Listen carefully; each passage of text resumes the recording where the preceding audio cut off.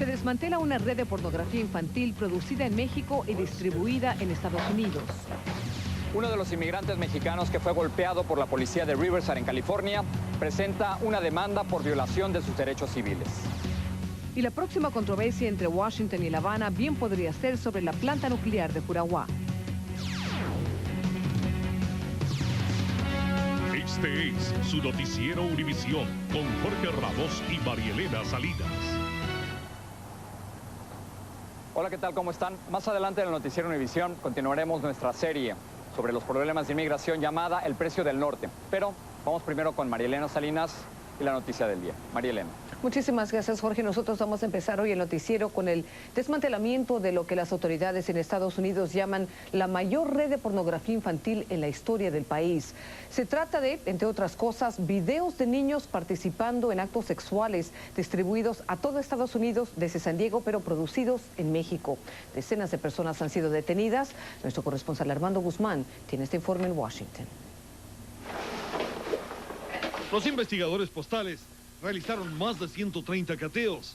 Estos, al igual que los arrestos, abarcan 36 estados. Esta operación para desbaratar la producción y distribución de material pornográfico infantil rompió la secuencia del negocio definido como el más vil de la industria pornográfica, el que incluye a los niños. They show images of children having sex with children or with adults. Children as young as 7, 8, or 9. Las videocintas confiscadas muestran a niños de 7, 8 y hasta 9 años en situaciones sexuales, entre ellos y con adultos. 24 of number 20. Los registros y los cateos resultaron no solo en cientos de cintas de material confiscado, sino en el arresto también de 45 personas, por lo menos 70 más. Serán arrestadas dentro de poco. Esta cadena de pornografía infantil tenía también una conexión mexicana. Troy Frank era el camarógrafo y el productor de las cintas, producía sus videos en México. En los cientos de cintas confiscadas, muchos de los niños mexicanos. Era uno de los distribuidores y operaba desde el sur de California. La distribución de catálogos y cintas se hacía desde San Diego. Las órdenes regresaban a un apartado postal en San Isidro. De San Diego se pagaba por la operación y la producción en México, y de ahí también se distribuía el material por correo. Troy Frank se suicidó en México. James Kemish fue sentenciado a 5 años de cárcel. Las autoridades postales han arrestado y continúan arrestando a una gran cantidad de personas que ordenó estas videocintas. Los castigos que han buscado para ellos son incluso más severos de los que se han dado a los distribuidores. El razonamiento para esto es muy simple. Dicen las autoridades postales que si no hubiera tal demanda para la pornografía infantil como la que hay en los Estados Unidos, esta parte de la industria no hubiera crecido a los niveles a los que ha crecido. En Washington, Armando Guzmán, Univisión. Hoy por primera vez habló uno de los inmigrantes golpeados en Riverside, California, el mes pasado. Regresamos a Los Ángeles con mi compañero Jorge Ramos, que tiene toda la información. Adelante, Jorge. Estamos una vez más desde Los Ángeles. Hoy vamos a comenzar el noticiero con la demanda que puso Enrique Funes, uno de los inmigrantes golpeados por la policía de Riverside, en una autopista muy parecida a esta, por la violación de sus derechos civiles. La demanda es a nivel estatal y federal y puede tener múltiples repercusiones, no únicamente en California, sino en el resto del país. Nuestra corresponsal Carolina Fuentes nos habla de esta demanda. Mostrando al caminar las consecuencias de la golpiza cuyo video le dio la vuelta al mundo, Enrique Funes Flores y sus abogados anunciaron que demandarán al condado de Riverside por la violación de sus derechos civiles. El mexicano rompió hoy su silencio después de la persecución del 1 de abril en las carreteras del sur de California, que culminó con la paliza que sufrió él y su compatriota Alicia Sotero. Todavía estoy sintiendo los dolores que me causó la golpiza y sigo bajo el cuidado de varios médicos. En la demanda archivada a nivel federal y estatal, los abogados del Centro de Derechos Humanos y Ley Constitucional alegan que su cliente sufrió severos golpes en el cuello, los brazos y los hombros a manos de los alguaciles Tracy Watson y Kurt Franklin, cuando el trabajador indocumentado no representaba ningún peligro para los agentes ni se resistía a ser arrestado. Sin provocación, los diputados de Riverside se acercaron a él e inmediatamente empezaron a golpearlo y lo siguieron golpeando hasta que él se cayó al piso. Los abogados afirman que Funes todavía sufre daños emocionales como depresión y pesadillas. La demanda responsabiliza directamente al condado de Riverside de la acción de los oficiales que se encuentran suspendidos con pago, argumentando que sus autoridades avalan el uso de fuerza excesiva y se pide acción judicial para detener la práctica. Una orden tratando de parar el abuso oficial a inmigrantes en los Estados Unidos. Funes ha dicho que no busca una cantidad fija de dinero, ya que se lo deja al jurado que juzgue su caso. Mientras tanto, las organizaciones defensoras de los indocumentados siguen insistiendo en que lo único inusual que tiene este incidente es que quedó grabado en un video. En Los Ángeles, Carolina Fuentes, Univisión. Y vamos a continuar hablando del tema de inmigración. ¿Cuáles son los estados en este país donde existe la mayor población hispana? Por supuesto, el número 1 es donde nos encontramos, en California, donde existen cerca de 10 millones de hispanos o latinos. Le sigue Texas, después Nueva York y finalmente la Florida. Por supuesto, muchos expertos se preguntan si de toda esta ola anti-inmigrante se puede sacar algo positivo. Estos mismos analistas están de acuerdo en que por lo menos hay positivo, y esta es que cada vez hay un mayor número de hispanos, de inmigrantes hispanos, que están dispuestos a convertirse en ciudadanos norteamericanos y por lo tanto darle más poder político a esta comunidad. Nuestro corresponsal, Jaime García, nos habla de esto.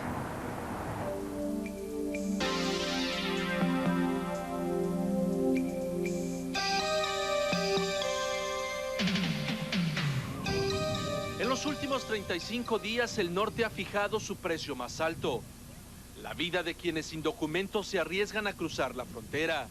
En menos de 20 días, 9 trabajadores mexicanos quedaron sin vida, tirados en el asfalto de las carreteras que los separaban del mexicano. Es necesario recordar que la situación fue creada por los cohetes que estaban conduciendo.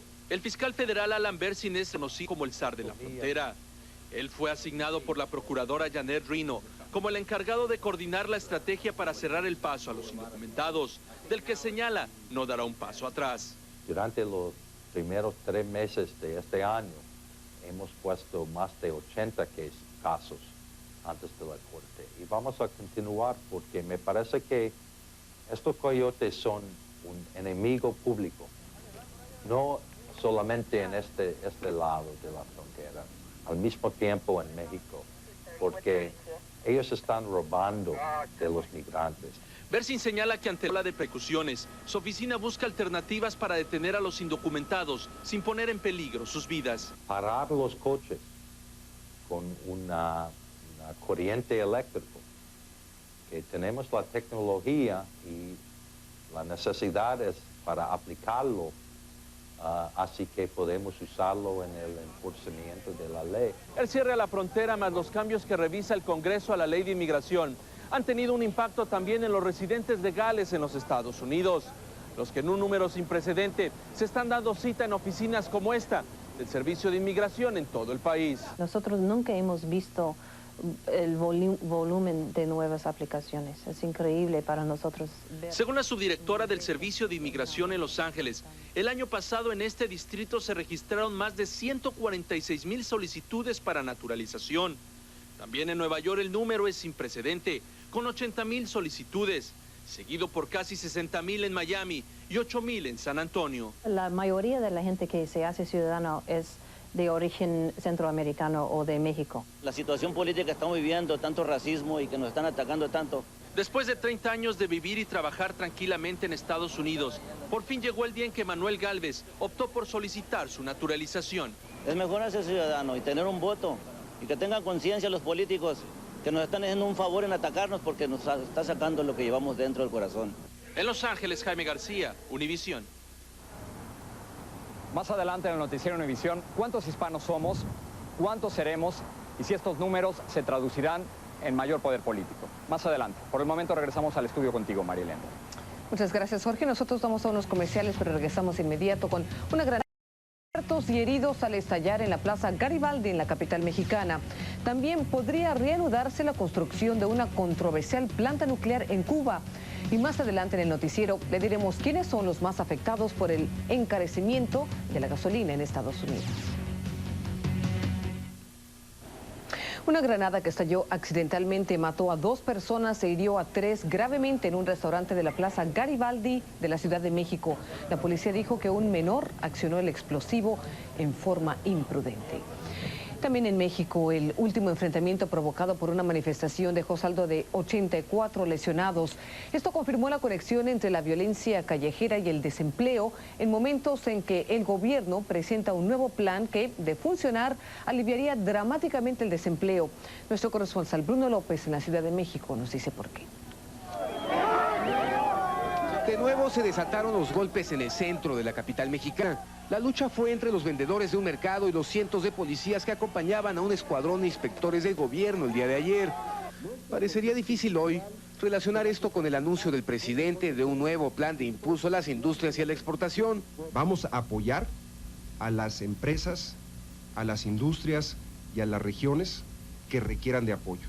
Pero es que si logran ayudar a los industriales, quizás disminuyan las tensiones, ya que el ejército de vendedores se ha tornado en tumulto por el desempleo, que no se alivia a pesar de que la economía mexicana está en plena recuperación. El programa consiste esencialmente en crear una comisión especial que coordine todos los programas de asistencia y crédito industrial, formando centros en todo el país a donde los empresarios puedan acudir para saber a quién le pueden vender o producir, conseguir créditos y asistencia técnica. Este programa reconoce que el gobierno sí tiene que jugar un papel activo en ayudar a las empresas a ser competitivas. No simplemente es abrir la economía, no simplemente es pedirle a las empresas que sean competitivas. En teoría el plan viene a coronar el programa anticrisis del gobierno mexicano. La promesa que hoy formuló el secretario de Comercio es la de que ya no habrá fuertes devaluaciones del peso ni tampoco abruptas caídas de la economía. Los industriales que culpan al gobierno de la crisis de la que el país emerge pensaban hoy que el programa era un reconocimiento de su responsabilidad. Existen muchas empresas, muchas gentes que están sin trabajo, que no tuvieron ninguna responsabilidad dentro de esta crisis. Entonces, la reparación del daño tiene la responsabilidad del gobierno. Estaban en una reunión de empresarios y sindicatos serán ser. Nosotros también estamos escépticos en cuanto a que sea la panacea que nos va a generar de inmediato los nuevos empleos. O como dijera refraneramente este veterano líder obrero, de lengua me como un plato. O sea que a los mexicanos que no ven aún la recuperación nos han traído dieta de discursos. En la Ciudad de México, Bruno López, Univisión. Y una planta nuclear que se construye en Cuba es una manzana de discordia entre La Habana y Washington. A Estados Unidos le preocupa la seguridad de la planta y la posibilidad de que se use con propósitos militares. Cuba asegura que la planta será comercial y segura. Nuestra responsable Lourdes Luzá hace una propuesta para que ambos países cooperen en el proyecto. El apoyo ruso para obras de mantenimiento en la incompleta planta nuclear de Juraguá en Cuba pudiera comenzar pronto, enfrentando a Rusia y a Estados Unidos, que se opone al proyecto. La planta, paralizada desde el 92 por falta de fondos, avanzará muy lentamente, según este académico que estudió los proyectos nucleares en Cuba. No han hecho nada. Yo sé que los rusos quieren empezar el trabajo otra vez en junio. Recomienda que científicos de este país se involucren en el proceso directamente o a través de organismos internacionales. Está aislándose del proceso y por eso no tendremos influencia sobre el resultado. De ninguna manera los Estados Unidos va a ayudar a poner ni un ladrillo, ni un técnico, ni un experto en la planta nuclear en Juraguá. Washington alega serios problemas de seguridad en la planta. El temor, un desastre radioactivo en la región. La Habana sostiene que la controversia es política. Estaríamos dispuestos a darle toda la información. En resumidas cuentas, tenemos nuestra versión de qué cosa es esa planta y de cuánto de seguridad implica. La ley Helms-Burton establece que la asistencia a quien colabore en la planta se reducirá en igual cantidad a su inversión. Que le va a costar dinero y obviamente nosotros vamos a tener una preocupación muy con cualquier país que quiera invertir en una planta nuclear que pudiera crearse un segundo Chernobyl. Pero los rusos están conduciendo estudios de viabilidad sobre la planta y sobre la inversión. Según fuentes diplomáticas rusas, inicialmente solo aportarán unos 30 millones de dólares para obras de mantenimiento en la planta. Los 300 millones de dólares de su inversión será en maquinaria y equipo técnico. Y aparte de Cuba, aún falta un tercer socio que aporte por lo menos esa misma cantidad. En Washington, Lourdes Melusá, Univisión. Y en Colombia, el Consejo Nacional Electoral presentó hoy cargos contra el presidente Ernesto Samper por violar los límites de gasto en su campaña. Según informes extraoficiales, Samper gastó $7 millones más de los $4 millones permitidos por la ley. Los mismos informes dicen que su rival, Andrés Pastrana, que también fue acusado, gastó $1,5 millones más de lo debido. Esos son algunos titulares de América Latina hoy. En Venezuela, 2 prisioneros murieron y 12 resultaron heridos al enfrentarse a bandas rivales en la cárcel El Rodeo, al este de Caracas. En Nicaragua, los responsables del diario sandinista Barricada le están pidiendo al público que compren ejemplares para evitar irse a la bancarrota. En El Salvador, el presidente de Argentina, Carlos Menem, dijo que propondrá la integración de Centroamérica al mercado común del Cono Sur o Mercosur. Y en Brasil, 53 reclusos se escaparon de la cárcel de Carandiru en el centro de Sao Paulo. Lo hicieron por un túnel que habían construido en secreto. Vamos a comerciales y más adelante en el noticiero les diremos quiénes llevan el peso de la crisis de la gasolina en los Estados Unidos y cómo el estado Michigan le da un nuevo significado a la responsabilidad de los padres por sus hijos. La Comisión de Medios y Arbitrios de la Cámara de Representantes aprobó hoy la anulación del impuesto de 4.3 centavos sobre la gasolina. La idea es darles un respiro a los choferes que han visto dispararse los precios de la gasolina hasta un 20%. Nuestra corresponsal Blanca Rosa Vilches desde Nueva York nos dice que entre los más afectados por el aumento están los taxistas. Es una preocupación que aumenta paralela al medidor de gasolina para aquellos que sus trabajos no les permiten prescindir del combustible. Están subiendo todos los días 2 centavos, 3 centavos. Me cuesta a mí ahora todos los días como $7 más diario, que son $35 a la semana. Yo estaba echando de 15 a $16, ahora estoy echando sobre los $25 de gasolina que consumo diario. ¿Cómo se recupera? ¿Le dan más propinas? No, eso es lo malo, que el negocio no está para eso. Hace un mes se aprobó que los taxistas de Nueva York subieran un 20% sus tarifas. Esto, dicen, habrá amortiguado el golpe de pagar más por la gasolina ahora, pero es algo temporal. Hay que poner más horas en la calle. Hay menos gente, pues hay más horas hasta que uno pueda compensarse. ¿Logra recuperar los 30? No logra, no. Buscan otra manera de facilidad de transportarse. El taxi hay 20 taxis por una persona hoy día. No tenemos lo que teníamos antes. De $35, incluyendo el puente, $35. Este es un servicio que llega a los barrios pobres de Nueva York, a los que los taxistas amarillos no ingresan por lo general. Para ellos, el problema del aumento de la gasolina es mayor. No ha afectado más porque no podamos aumentar. Ellos sí han aumentado, los taxistas amarillos, pero nosotros no hemos aumentado. Nosotros hemos perdido por lo menos de un 12 a un 18% de los taxistas porque ya ellos no pueden subsistir con los aumentos y el costo de vida. Ya no le deja lo suficiente. Para Nelson la situación es más difícil porque no es propietario del taxi que maneja. Aumenta la gasolina, aumentan los precios de los carros porque ya están aumentando los precios de los carros también. Sin embargo, la ganancia en la calle con los pasajeros no aumenta. Es todo lo contrario, cada día está peor.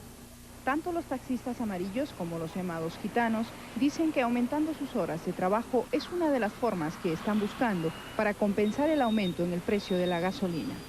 Algunos consumidores han balanceado el aumento de la gasolina reduciendo el uso de sus automóviles, pero obviamente los taxistas pueden hacer esto y dicen que en las próximas semanas tal vez tengan que pedir un aumento en sus tarifas. En la ciudad de Nueva York, Blanca Rosa Vilches, Univisión. El presidente Bill Clinton testificó hoy por medio de un video en el juicio por el caso Whitewater contra 3 de sus antiguos asociados en Little Rock, Arkansas. Clinton juró que no recibió préstamos ilegales de James McDougal, uno de los acusados, mencionado al testigo de la Fiscalía David Hale para que le diera $300,000. También en Washington, una comisión del Congreso decidió emprender acciones contra un asesor y 2 exasesores del presidente Clinton por no entregar documentos sobre el despido de varios empleados de la oficina de viajes de la Casa Blanca en 1993. La Casa Blanca, por su parte, acusó a la comisión de gastar el dinero de los contribuyentes en un juego político en contra de Clinton. Mientras tanto, en la Casa Blanca, el presidente Clinton trató hoy de mediar en una vieja disputa internacional. Tenemos más detalles de esta y otras noticias en un minuto.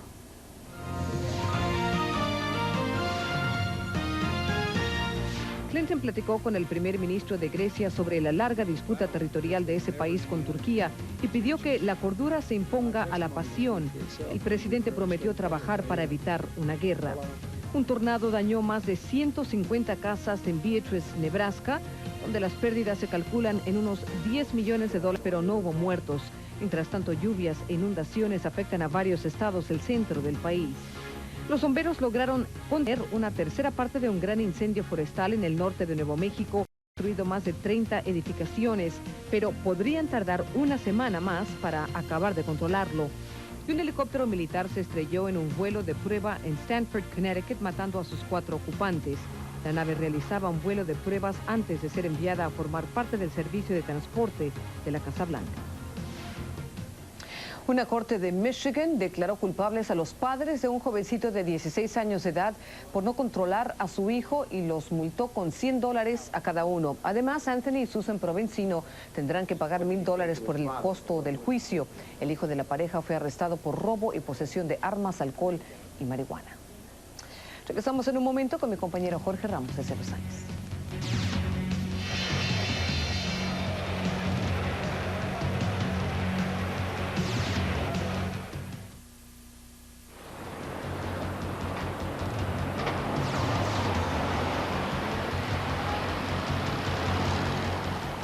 Continuamos el noticiero Univisión desde Los Ángeles. No hay duda, la población hispana en los Estados Unidos continúa creciendo. Éramos 9 millones en 1970, después 14 en 1980, 22 en 1990. Para el año 2000 calcula que habrá aproximadamente 31 millones de latinos en este país. Para el año 2010, 41 y para el año 2050, 88. Es decir, en el próximo siglo seremos la minoría más grande, superando ampliamente a los negros o afroamericanos. Pero la verdadera pregunta no está en los números, es a nivel social. Es decir, en el próximo siglo la pregunta es si los Estados Unidos podrá realmente convertirse en una cultural, multiétnica y no tener las divisiones que hemos visto recientemente en Riverside, California, por ejemplo, en donde un grupo de policías anglosajones se enfrentó a un grupo de inmigrantes mexicanos. Y con esto llegamos al final de nuestra serie especial, El Precio del Norte. Esperamos que le haya interesado. Gracias. Muy buenas noches desde Los Ángeles. Buenas noches, Jorge, y buenas noches a ustedes. Gracias por habernos acompañado. Hasta pronto.